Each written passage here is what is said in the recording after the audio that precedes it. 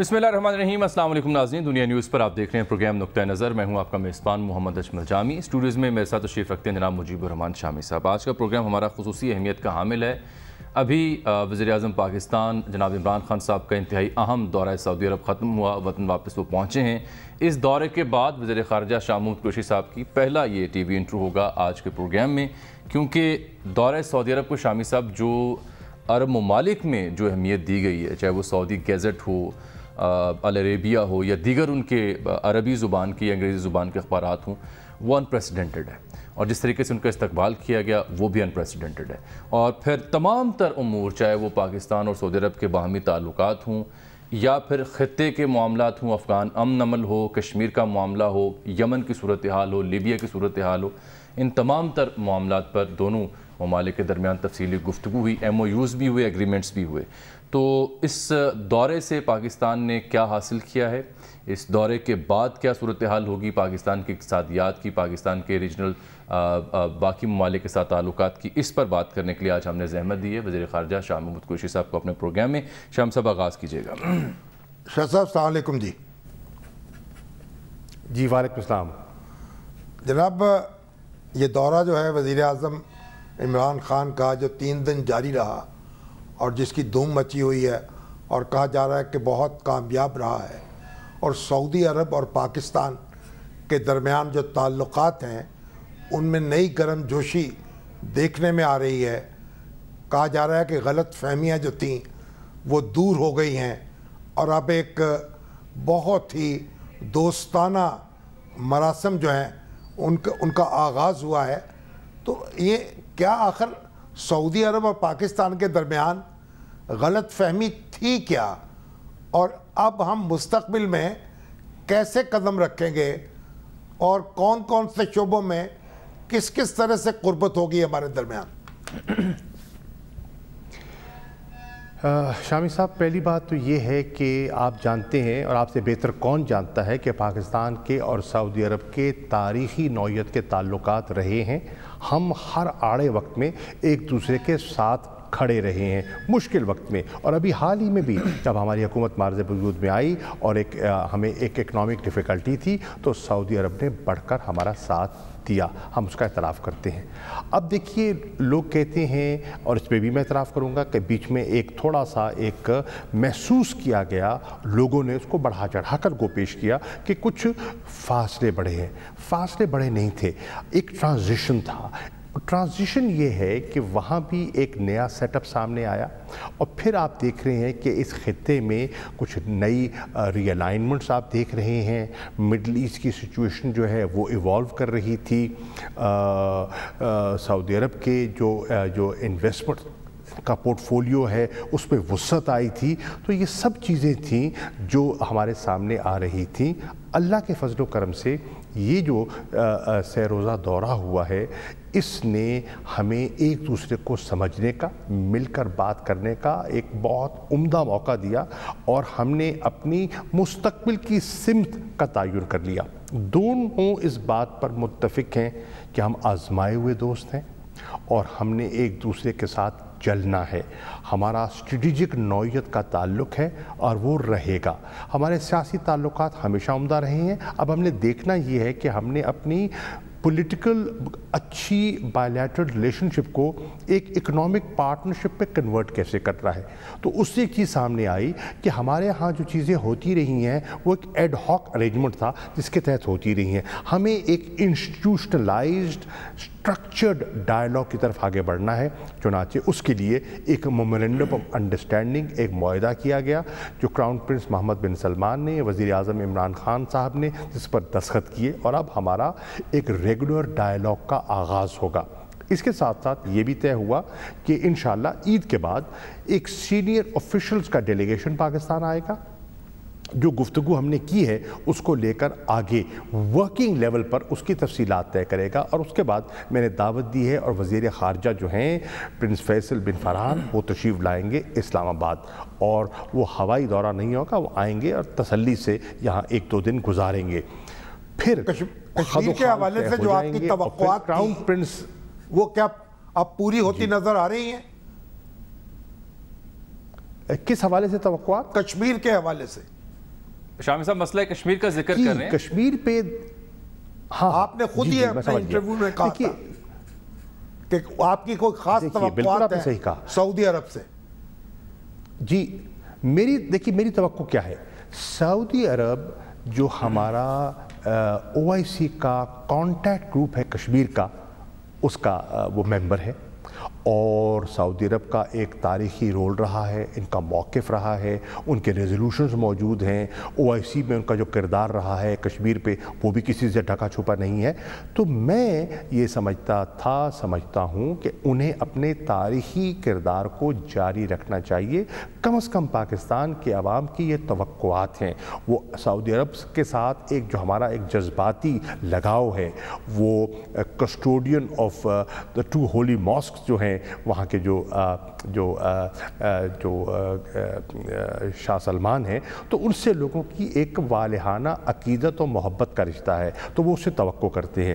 تو ہمیں موقع ملا کشمیر کی جو نئی صورتحال ہے 5 اگست 2019 کو اس پر ایک نظر دوڑانے کا، نئے حالات کیا ہیں اور ان کو جانچنے کا. پاکستان نے، جس میں وزیر اعظم موجود تھے، جس میں آرمی چیف موجود تھے، جس میں میں موجود تھا، ہم نے کھل کر بات کی اور پورا اپنا موقف پیش کیا اور ان کو اپنا نقطہ نظر سمجھایا، اور انہوں نے بڑی فراخ دلی سے ہماری بات سنی. اور میں سمجھتا ہوں کہ انہوں نے سراہا، ایک چیز تو سراہا کہ انہوں نے کہا ایک اچھی ڈیولپمنٹ ہوئی ہے کہ جو کہ ابھی سیز فائر کی جو آپ کی انڈرسٹینڈنگ دوبارہ اس کا اعادہ ہوا ہے، ہمیں اس کی تسلی ہے، اور وہ ایک مثبت ان کی ایک سوچ تھی اور اپنا کردار شاہ صاحب یہ. لیکن آپ کا ہی ایک اور بیان آج کے اخبارات کی زینت بھی بنا ہے جس میں آپ فرما رہے ہیں کہ سعودی عرب سے مسئلہ کشمیر پر ثالثی کی بات نہیں ہوئی، جبکہ دوسری جانب جو سعودی وزیر خارجہ ہیں وہ اپنی خواہش کا اظہار کر رہے ہیں کہ وہ پاک بھارت کشیدگی میں کمی کرنے کے لیے، کردار ادا کرنے کے لیے کافی کین ہے. تو یہ کیا معاملہ ذرا واضح کر دیں. میں عرض کروں، میں واضح کر دیتا ہوں. پہلی بات تو یہ ہے، ہمارا تو سعودی عرب کے ساتھ ایک مثالی تعلق ہے. ثالثی سے کتراتا کون ہے؟ تھرڈ پارٹی میڈییشن سے ہمیشہ اجتناب پاکستان نے نہیں، بھارت نے کیا. اب یہ ان کے سعودی عرب کے ہمارے ساتھ تو تعلقات ہیں ہی ہیں، بھارت کے ساتھ بھی ان کے مناسب تعلقات ہیں. اب ان کو دیکھنا ہے کہ وہ کس انداز میں جو ہے اپنا کردار ادا کر سکتے ہیں. میرا خیال ہے بھارت ثالثی کے لیے تیار مجھے دکھائی نہیں دیتا، نمبر 1. نمبر 2، میں سمجھتا ہوں کہ اگر ہماری پیش رفت ہونی ہے بھارت کے ساتھ، جو ہماری جو مس انڈرسٹینڈنگز ہیں یا ہمارے جو آؤٹ اسٹینڈنگ ایشوز ہیں، اگر ان میں ریزالو ہونا ہے، تو یہ بنیادی طور پر جب تک پاکستان اور بھارت اس ذہن سے نہیں بیٹھیں گے کہ ہمارے مسائل ہیں، ان مسائل کو حل کرنے کا اور کوئی طریقہ نہیں ہے ماں سوائے گفتگو کے. جنگ تو ہو نہیں سکتی، 2 ایٹمی قوتیں خودکشی کرنا چاہیں تو وہ اور بات ہے، لیکن اس کے علاوہ جنگ کوئی آپشن نہیں ہے، کوئی ملٹری سولوشن نہیں ہے. تو واحد اسی صورتحال کے تناظر میں ہم یہ طے کر چکے اور آپ بھی یہ بات کر چکے کہ عرب ممالک جو دوست ممالک ان کا کردار رہا ہے، آپ اپنی انٹرویوز میں بات کر چکے ہیں، جو بیک ڈور تعلقات پاکستان اور بھارت کے آفیشلز کے درمیان طے پائے ہیں. تو اگر وہ طے پا سکتے ہیں تو پھر مسئلہ کشمیر کی حد تک یہ ممالک کیوں نہیں کردار ادا کر سکتے؟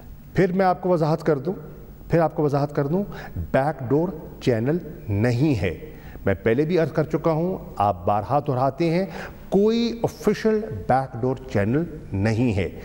ہاں، دیکھنا یہ ہے کہ ہم نے گفتگو کرنی ہے، اور گفتگو کے لیے اعتماد سازی کے لیے ہمیں کیا کرنا چاہیے.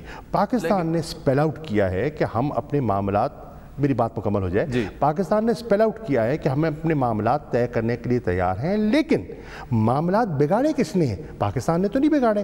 5 اگست 2019 کے یک طرفہ جو اقدامات تھے، جو کہ ہماری نظر میں سیکیورٹی کونسل کی جو ریزولوشنز ہیں اس کے منافی ہیں، انٹرنیشنل لاء کے منافی ہیں، 4 جنیوا کنونشن کے منافی ہیں. اس نے کلائمیٹ کو ویشیٹ کیا. اب اس کلائمیٹ کو درست کرنے کی ذمہ داری کس کی ہے؟ بھارت کی ہے. بالکل ٹھیک ہے. شامی صاحب کچھ آپ سے پوچھنا چاہ رہے ہیں، لیکن اس ایشو پہ چھوٹی سی ایک اور نقطہ رہ گیا. سر، آپ اپنے حالیہ انٹرویو میں بتا چکے ہیں، یہ جو آپ نے کہا کہ یہ بیک ڈور چینلز کی آپ تردید کر رہے ہیں. ڈیفینیٹلی اوور دی ہسٹری ہم دیکھتے ہیں کہ بیک ڈور چینلز کو کبھی بھی آفیشیل تو کہا ہی نہیں جا سکتا، لیکن جس ملاقات کا، جن 2 شخصیات نہیں، میں تصدیق کر دوں، آفیشل بیک ڈور چینل رہا ہے.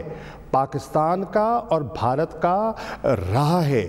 مشرف صاحب کے زمانے میں لوگ نامزد کیے گئے تھے, آفیشیل بیک ڈور چینل تھا. اس کے بعد زرداری صاحب کے زمانے میں ایک آفیشیل چینل تھا, اب نہیں ہے. تو وہ جو ملاقات ہوئی اجیت دوول صاحب کی اور ہمارے کاؤنٹر پارٹ کی, اس ملاقات کو پھر کیا نام دیں گے؟ وہ کیا ملاقات تھی؟ دیکھیے, میں پہلے بھی عرض کر چکا ہوں کہ انٹیلیجنس لیول پر حالت جنگ میں بھی جو آپ کے جو سیکیورٹی اپریٹس ہے وہ ان کی گفتگو ہوتی ہے, لیکن ایک فارمل گفتگو ہونا, ایک ڈائلاگ ہونا, اس کو آپ وہ نہیں کہہ سکتے. تو اس سے پھر کیا نام دیں گے سر اس ملاقات کو, اس رابطے کو؟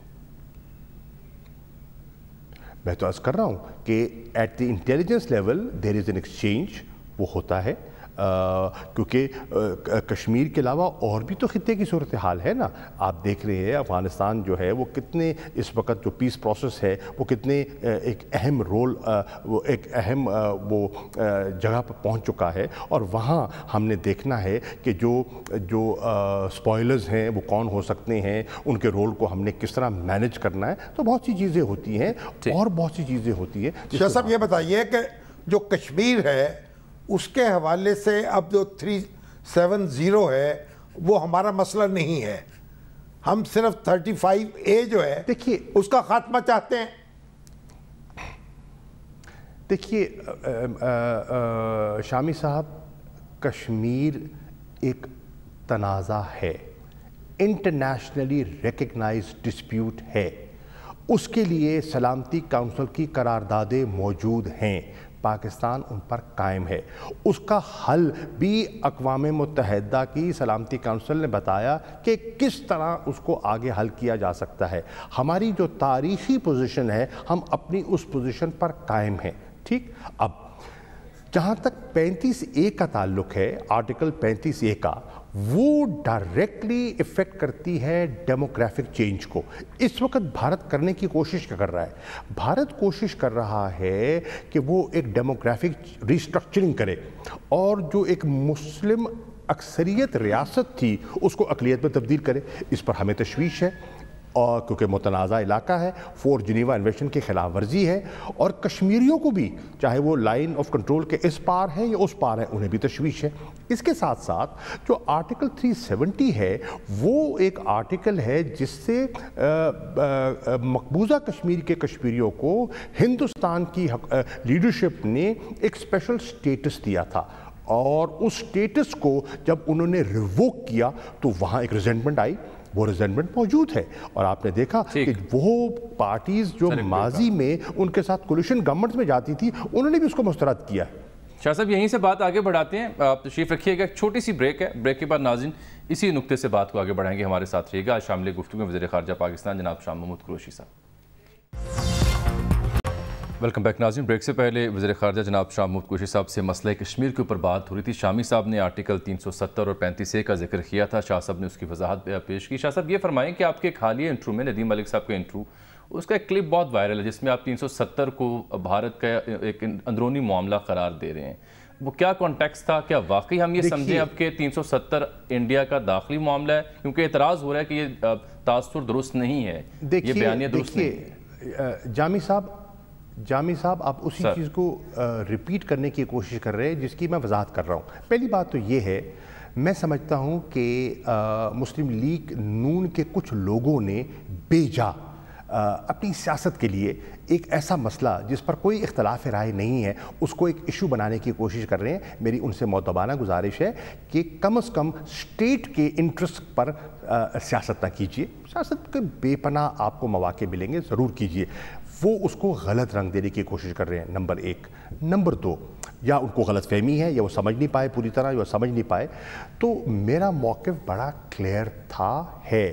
میں آپ کو بہت سے کلپس پیش کر سکتا ہوں, میں آپ کو اپنے ٹویٹس دکھا سکتا ہوں جس پہ واضح موقف ہے کہ مقبوضہ کشمیر کا جتنے بھی معاملات ہیں وہ بھارت کا اندرونی معاملہ نہیں ہو سکتا. بھارت یہ اجاگر کرنے کی کوشش کرتا ہے ہمارا انٹرنل میٹر ہے. ہم یہ کہتے ہیں کہ بھائی یہ ایک انٹرنیشنلی ریکگنائزڈ ڈسپیوٹ ہے. جو انٹرنیشنلی ریکگنائزڈ ڈسپیوٹ ہو, جو سلامتی کونسل کے ایجنڈے پہ موجود ہو, وہ اندرونی معاملہ کیسے ہو سکتا ہے؟ منطقی سی بات ہے. صحیح ہو گیا. سر شاہ صاحب اب ذرا افغان شاہ صاحب آپ افغانستان میں آ جائیں. یعنی سعودی عرب کے ساتھ جو ہماری مشاورت ہوئی ہے اس میں افغانستان کا مسئلہ بھی زیر بحث آیا ہے. کیا دونوں مل کر کوئی کردار ادا کر سکتے ہیں جیسے ماضی میں کرتے رہے ہیں؟ دیکھیے افغانستان کا بالکل ذکر ہوا, افغانستان پر بھی گفتگو ہوئی. دیکھیے افغانستان پہ ہماری کوشش کیا ہے. پہلی بات تو یہ ہے کہ سعودی عرب نے ہماری کوششوں کو سراہا. ہم چاہ رہے کیا ہے؟ ہم چاہ رہے ہیں کہ وہاں امن ہو, استحکام ہو. جب وہاں امن ہوگا, استحکام ہوگا تو اس کا افغانستان کے لوگوں کو بے پناہ فائدہ ہوگا, پاکستان کو بھی فائدہ ہوگا اور بالعموم اس خطے کو فائدہ ہوگا, کیونکہ جب ریجنل کنیکٹیوٹی جس کا فقدان ہے جب وہ بحال ہوگی تو بہت سے ریجنل پروجیکٹس جن کا ڈائریکٹ امپیکٹ ہماری اکانومی پہ ہوتا ہے, مثال کے طور پر گیس پائپ لائن, مثال کے طور پر جو کاسا 1000 جو ٹرانسمیشن لائن ہے الیکٹریسٹی, ہائیڈرو الیکٹریسٹی, مثال کے طور پر بائی لیٹرل ٹریڈ, اور پھر آپ اس کو جوڑیے گا جو ہمارا اکنامک کوریڈور بن رہا ہے اور جو گوادر پورٹ کی ڈیولپمنٹ ہو چکی ہے. اس سے لینڈ لاکڈ افغانستان اور land locked Central Asian republics کا ڈائریکٹ رجحان, ان کا رخ جو ہے وہ گوادر کی طرف, کراچی کی طرف ہو جائے گا. تو اس کے جو امکانات ہیں اس سے بے پناہ نہ صرف پاکستان پورے خطے کو فائدہ ہوگا. تو سعودی عرب بھی اس خطے میں ایک اہم کردار ادا کرتا رہا ہے, اس کا ایک اہم رول ہے اور ان کی بھی خواہش ہے کہ امن کی طرف ہم آگے بڑھیں, اور وہ پاکستان کی اہمیت کو سمجھتے ہیں اور پاکستان سے ان کی یہی خواہش تھی اور یہی گزارش تھی کہ ہم اپنا کردار ادا کرتے رہیں, جو کہ ہم کر رہے ہیں, اپنے لیے کر رہے ہیں, اپنے مفاد کے لیے کر رہے ہیں. افغانستان کے ساتھ ہم ان کے معاملات میں مداخلت ہرگز نہ کر رہے ہیں, نہ کرنا چاہتے ہیں, لیکن یہ چاہتے ہیں کہ وہ اپنے مستقبل کے بارے میں بیٹھ کر گفتگو کے ذریعے مسئلہ حل کریں, کیونکہ ملٹری سلوشن اگر نکلنا ہوتا تو نکل چکا ہوتا. آج تو ایک نئی صورتحال جنم لے رہی ہے, وہاں وڈرال کا آغاز ہو چکا ہے, ایک ڈیڈ لائن آ چکی ہے اور انہوں نے کہا ہے کہ سپٹمبر 2021 تک جو ہے انہوں نے اپنے فورسز وہاں سے مکمل وڈرال کرنا ہے. تو ہماری خواہش جو ہے کہ اس اثنا میں جو پیس پروسیس ہے, جو انٹرا افغان ڈائیلاگ ہے, وہ بھی بتدریج آگے بڑھتا چلا جائے تاکہ کہیں وہاں ویکیوم کریٹ نہ ہو جائے. اور اگر ویکیوم کریٹ ہوتا ہے, اور خدا نہ خواستہ 90 کی دہائی ہم نہیں دہرانا چاہتے, وہاں ایک انارکی پیدا ہو جائے, فیفٹمز بن جائیں, سول وار بن جائے, دہشت گردی, وائلنس بڑھ جائے, تو اس کا نقصان افغانستان کو. شاہ صاحب یہ بتائیں کہ امریکہ جو ہے, امریکہ کی ہم سے کیا توقعات ہیں؟ اور یہ جو بات بار بار آ رہی ہے کہ امریکہ چاہتا ہے کہ اس کی کوئی فوجی پریزنس ہو پاکستان میں, کوئی اس کو اڈے دیے جائیں, یہ اس میں کوئی حقیقت ہے؟ اور شاہ صاحب اسی سوال کو آگے میں بڑھا دوں, کیونکہ پریزیڈنٹ منتخب ہونے سے پہلے جو بائیڈن صاحب نے یہ کیٹیگوریکلی سٹیٹمنٹ دی تھی کہ ہم جب انخلا کو ممکن بنائیں گے تو اوور سائٹ کے لیے ہمیں اڈے چاہیے ہوں گے. تو اس تناظر میں یہ سوال ہے, فرمائیے گا سر. میں سمجھ گیا. پہلی بات تو یہ ہے کہ پاکستان کا میری اطلاع کے مطابق, اور یہ مصدقہ اطلاع ہے, کوئی اڈے دینے کا, بوٹس آن دا گراؤنڈ کا دینے کا ہمارا کوئی ارادہ نہیں ہے. یہ بارہا جو اس چیز کو چھالا جاتا ہے, اسپیکولیشن کی نظر ہوتی ہے, یہ چیز کیا سرائیاں ہوتی ہیں, میں چاہتا ہوں کہ اس کیا سرائی کو یہ دم توڑ جائے. ایسی کوئی بات نہیں ہے.